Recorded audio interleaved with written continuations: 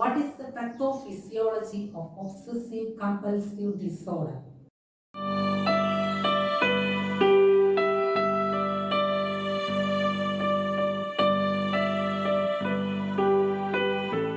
Many clinical drug trials that have been conducted support the hypothesis that dysregulation of serotonin hormone is involved in the formation of obsessions and compulsions.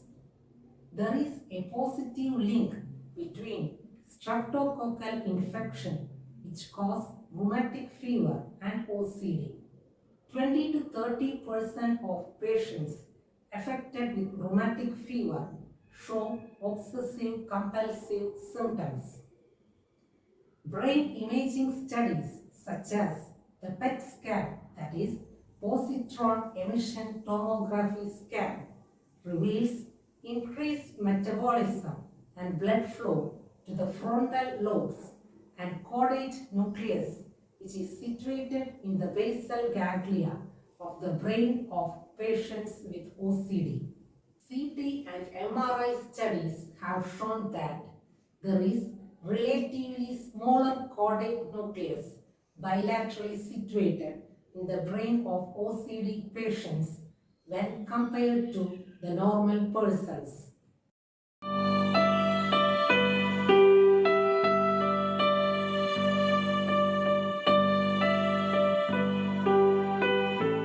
Now we can see the course and prognosis of OCD.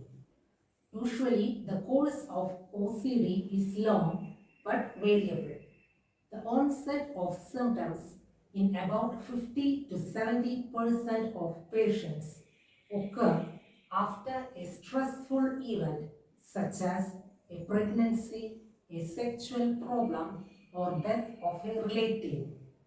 About 20 to 30% of OCD patients show significant improvement in their life. About 40 to 50% of the patients show moderate improvement. The remaining 20 to 40% of the patients will remain ill or see their symptoms worsen.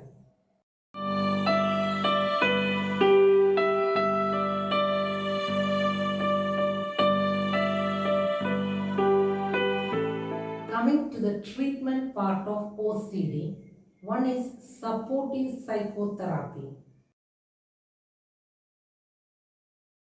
Here, a regular and continuous contact with an interested, sympathetic, and encouraging professional psychiatrist, the OCD patient may be able to function better with the help of his virtue.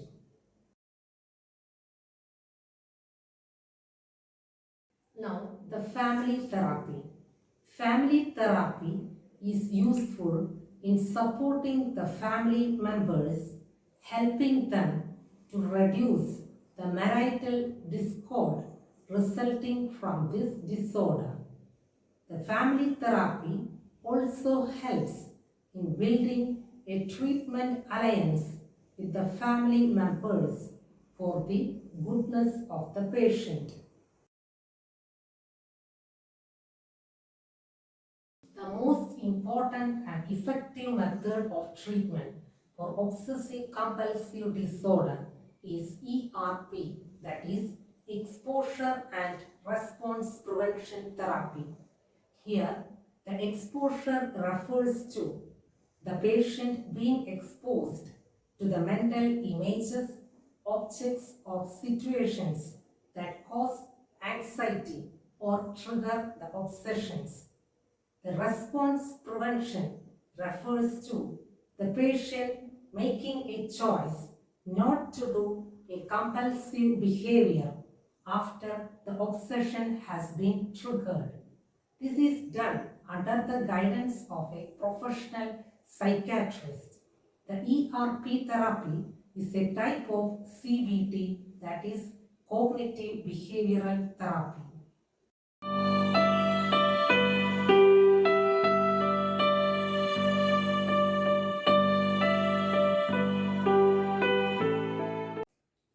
Coming to the family side, sometimes the husband may have OCD symptoms. He may try to urge the other family members to keep the things in an orderly, perfect manner in the house. This may create difficulties for the other family members because they may not be able to cope up with the demands of this person, and this creates unwanted conflicts between them. Similarly, sometimes the wife may have OCD symptoms. She may go on cleaning the house repeatedly from day to night. This may create difficulties because there may be lack of attention to the family members from her side. Also, sometimes skipping of the preparation of regular meals, etc. This creates disharmony among the family members.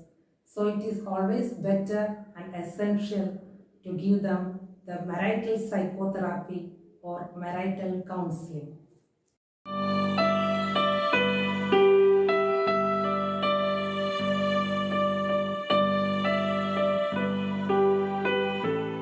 Coming to homeopathy, there are highly effective medicines in homeopathy to treat obsessive compulsive disorder.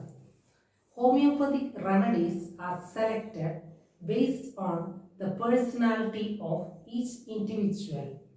The obsessive compulsive symptoms can be cured to a great extent by these medicines, and the person can lead a normal life. So far, we have discussed about obsessive compulsive disorder. Hope you have understood the topic.